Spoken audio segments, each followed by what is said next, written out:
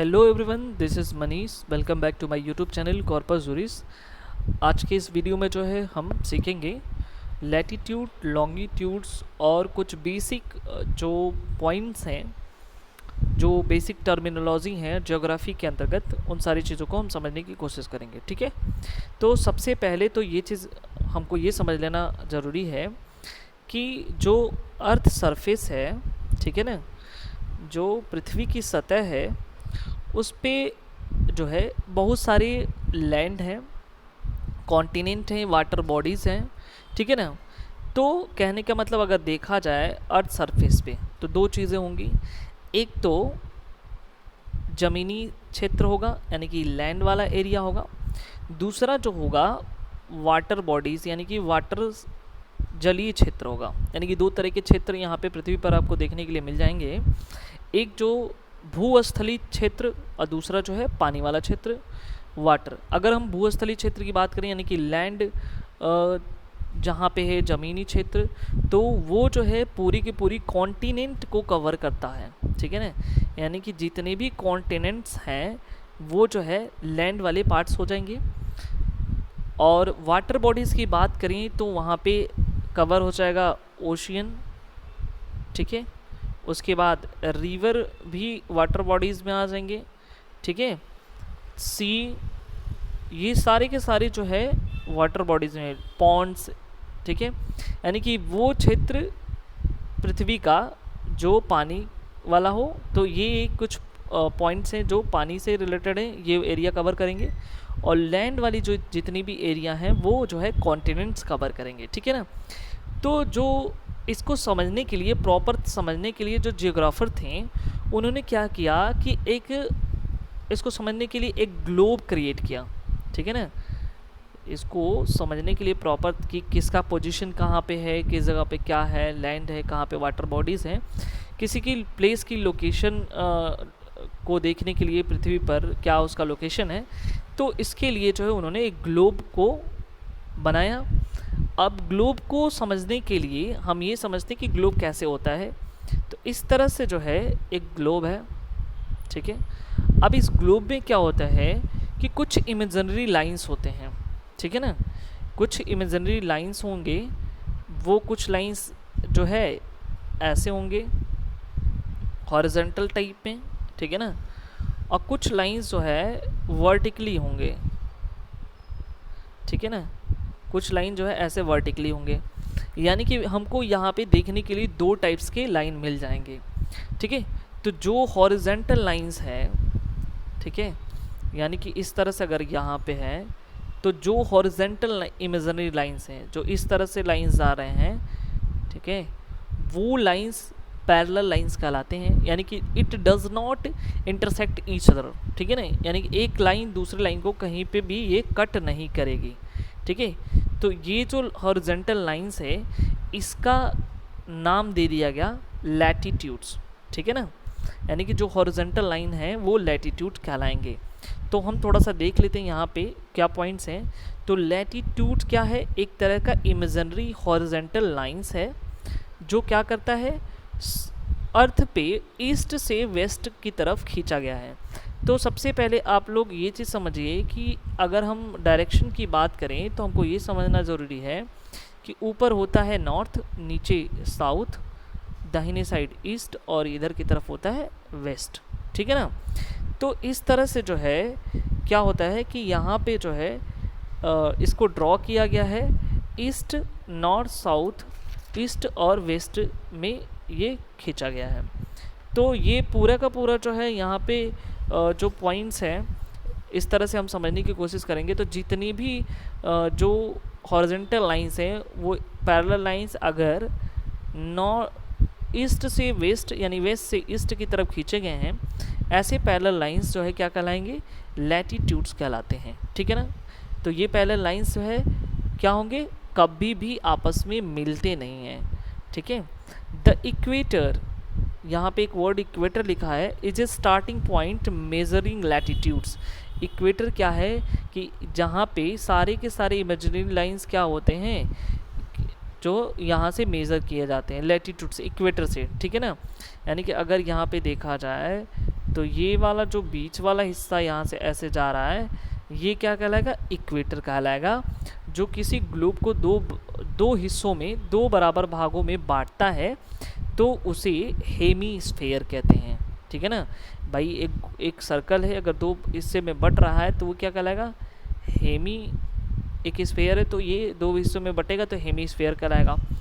तो ऊपर वाला चूंकि नॉर्थ साइड है तो इसे नॉर्दर्न हेमीस्फेयर कहेंगे, और नीचे वाले हिस्से को साउदर्न हेमीस्फेयर कहा जाता है। ठीक है ना, तो याद रखिएगा जो पैरेलल लाइंस होते हैं, ठीक है, इसे ही इस लैटिट्यूड्स को, ये जो लैटिट्यूड्स जा रहे हैं उन्हें ही पैरेलल लैटिट्यूड्स के नाम से भी जाना जाता है। ठीक है, और जो बीच वाली जो लैटिट्यूड्स लाइन जा रही है उसे इक्वेटर कहा जाता है। ठीक है ना, तो इस तरह से हमने यहाँ पे देखा कि इक्वेटर्स क्या हैं और किस तरह से जो है हम मेजरिंग करते हैं। तो जितनी भी लैटिट्यूड्स हैं, लैटिट्यूड जो मेज़र किए जाते हैं वो किस में, डिग्री में मेज़र किए जाते हैं। ठीक है ना, डिग्री का सिंबल ऐसे हम लोग लगाते हैं। ठीक है, ऐसे पॉइंट छोटा सा रहता है, तो याद रखिएगा कि मेज़र किए जाते हैं डिग्री में। तो कहा जाता है the equator is the zero latitude, यानी कि अगर हम यहाँ पे ऐसे ड्रॉ करें तो यहाँ पे जो इक्वेटर जाता है वो यहाँ पे कहा जाता है कि इसका 0 डिग्री जो है लैटिट्यूड है। ठीक है ना, इसके 0 डिग्री लैटिट्यूड यहाँ पे है। और जो पोल्स होते हैं वहाँ पे 90 डिग्री नॉर्थ और 90 degree south of the equator, यानी कि यहाँ पे देखिए ये नॉर्थ हिस्सा है और ये साउथ हिस्सा है, तो यहाँ पे जो है कितना होगा, 90 डिग्री नॉर्थ में होगा और 90 डिग्री जो है ये क्या होगा, साउथ में होगा। तो याद रखिएगा कि ये जो है 0 डिग्री से मेज़र किए जाते हैं, नॉर्थ पे 90 डिग्री और साउथ पे भी क्या होगा, 90 डिग्री यहाँ पे होगा। ठीक है ना, तो आई होप ये चीज़ें आपको समझ में होगा। जो पैरेलल लाइंस होते हैं नॉर्दर्न हेमिस्फेयर में, यानी कि ये वाली जो लाइंस जा रही हैं नॉर्दर्न हेमिस्फेयर में, ठीक है ना, ये जो पैरेलल लाइन होती हैं ये कह रहे हैं कि label 10 degree north 20 degree north, यानी कि ऐसे इस पर लगा रहेगा, यहाँ पे 10 डिग्री नॉर्थ, फिर 20 डिग्री नॉर्थ, फिर 30 डिग्री नॉर्थ, ऐसे करके जो है ये यहाँ तक जो है पोल्स पे 90 डिग्री नॉर्थ तक यहाँ पे पहुँचेगा। ठीक इसी तरह से अगर हम साउथ में देखें तो जो लाइंस पैरेलल इक्वेटर के साउदर्न हेमिस्फीयर में जाते हैं तो यहाँ पे भी ये लेवल कैसे रहेगा, 10 डिग्री साउथ, फिर 20 डिग्री साउथ, ऐसे करके जो है यहाँ पे बने रहेंगे। तो आई होप ये चीज़ें हमको यहाँ तक समझ में आ गया किस तरह से जो है हम यहाँ पे मेज़र करेंगे। ठीक है ना, अच्छा इसके बाद जो है हम ये चीज़ ये भी समझ लेते हैं कि ये देखिए यहाँ पे फिगर के माध्यम से हम समझने की कोशिश करेंगे। तो यहाँ पे देखिए पूरा जो ये ऊपर वाला हिस्सा जो है नॉर्थ पोल है और नीचे वाला जो हिस्सा है ये साउथ पोल है। ठीक है ना, और ये जो बीच से जा रहा है ये वाली लाइन जो देख रहे हैं यहाँ पे, ये क्या कहलाता है, इक्वेटर कहलाता है। ठीक है ना, तो इक्वेटर से जस्ट ऊपर जो है, ठीक है, ट्रॉपिक ऑफ कैंसर है। ठीक है, और उससे जस्ट नीचे जो है क्या है, ट्रॉपिक ऑफ कैप्रिकॉन है। ठीक है ना, अब ये ट्रॉपिक ऑफ कैंसर और ट्रॉपिक ऑफ कैप्रिकॉन का लोकेशन क्या है इसको भी हम समझ लेते हैं। तो जो ट्रॉपिक ऑफ जो कैंसर है वो इक्वेटर से जो है 23.5 डिग्री नॉर्थ में है। ये इम्पोर्टेंट पॉइंट है कि यहाँ पे 23 डिग्री जो है किधर की तरफ है, नॉर्थ की तरफ है। तो यहाँ पे जो है हम यहाँ पे देख लेंगे 23.5, ठीक है, 23.5 नॉर्थ में है। ठीक उसी तरह से टॉपिक ऑफ कैप्रिकॉन जो है 23.5 जो है साउथ में है। ठीक है ना, तो ये चीज़ हमको समझ लेना ज़रूरी है। जो नॉर्थ पोल होगा वो 90 डिग्री पे होगा और जो साउथ पोल होगा वो भी 90 डिग्री पे होगा। ठीक है ना, और देखिए ट्रॉपिक ऑफ कैप्रिकॉन से जस्ट ऊपर है ना जो ये आर्कटिक सर्कल है। ठीक है ना, तो फाइनली जो आर्कटिक सर्कल होता है वो 66.5 डिग्री पे जो है नॉर्थ में होगा और जो एंटार्क्टिक सर्कल होता है साउथ पोल पे, ठीक है ना, तो वो जो है कितना होगा, ये भी जो है 66.5 डिग्री साउथ में होगा। तो इस तरह से हमने क्या सीखा कि जो इक्वेटर्स क्या होते हैं और उसके बाद जो है लैटिट्यूड्स क्या होते हैं। उसके बाद हमने ये देखा कि Tropic of Capricorn, Tropic of Cancers क्या होते हैं और उनका लोकेशन क्या है, ठीक है ना। तो इस तरह से अगर हम यहाँ देखते हैं कि जब सन की किरणें जो हैं, सन रेज, ये देखिए यहाँ पे जो सन रेज है अगर आता है तो इसको जो सिंपल सी बात है, टोटल जो है ये बीचों बीच रेज जो है इक्वेटर पे पड़ता है।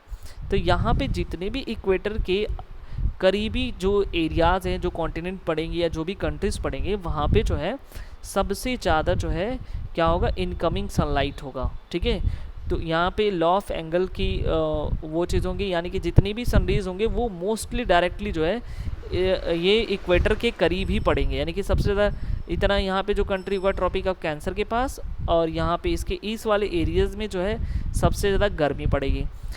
और रही बात पोल पे, तो पोल पे जो है वहाँ पे जो क्या होगा, नॉर्थ पोल और साउथ पोल पे जो है जहाँ पे सन की जो रेज होंगी तिरछी पहुँचेंगी, वहाँ पे जो है उतना गर्मी नहीं होगा।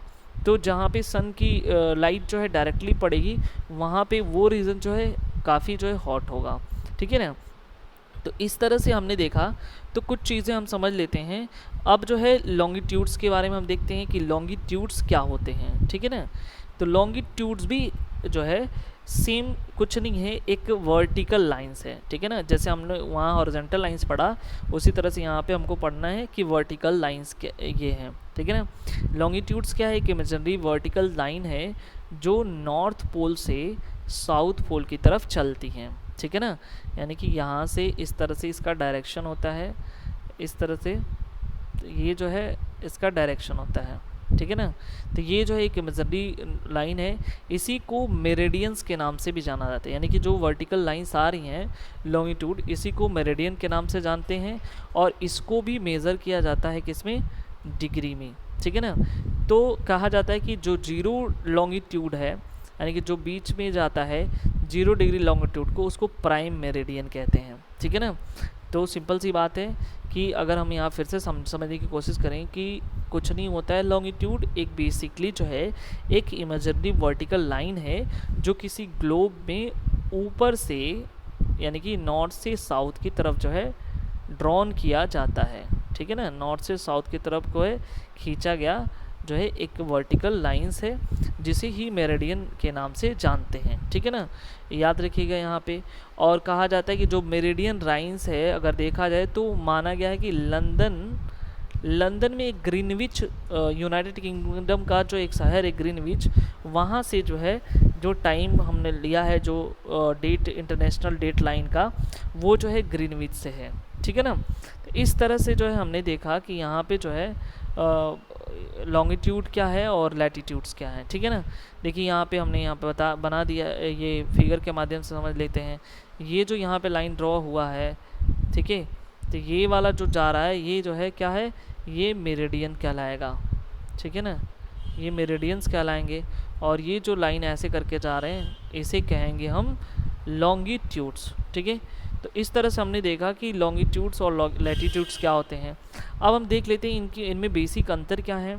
तो लैटिट्यूड्स जो है हमेशा पैरेलल लाइंस होते हैं, ठीक है, ये हॉरिजॉन्टल में चलते हैं। Longitude meet at the poles, अब ये देखिए ये पैरेलल होते हैं लेकिन कभी मीट नहीं करते हैं, लेकिन लॉन्गिट्यूड में ऐसा होता है कि वो कहाँ पे, पोल्स पे जो है मिलते हैं और ये वर्टिकली चलते हैं।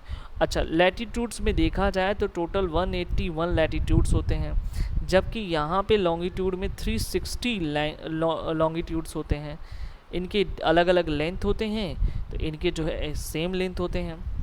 उसके बाद दे रन ईस्ट से वेस्ट डायरेक्शन, और ये जो है नॉर्थ से साउथ डायरेक्शन पे रन करते हैं, ठीक है ना। तो ये जो है कुछ बेसिक चीज़ें थी लैटिट्यूड और लॉन्गिट्यूड से रिलेटेड। उसके बाद जो है हम नेक्स्ट वीडियो में जो है हम आगे की चीज़ों को डिस्कस करेंगे, क्या जो है स्पेशल टर्मिनोलॉजी है, ठीक है, और ज्योग्राफी से रिलेटेड हर एक पॉइंट्स को हम डिस्कस करेंगे। यदि आप मेरे चैनल में न्यू वीडियोस हो तो प्लीज़ सब्सक्राइब ज़रूर करें और अपने दोस्तों को शेयर करना ना भूलें। Thank you very much.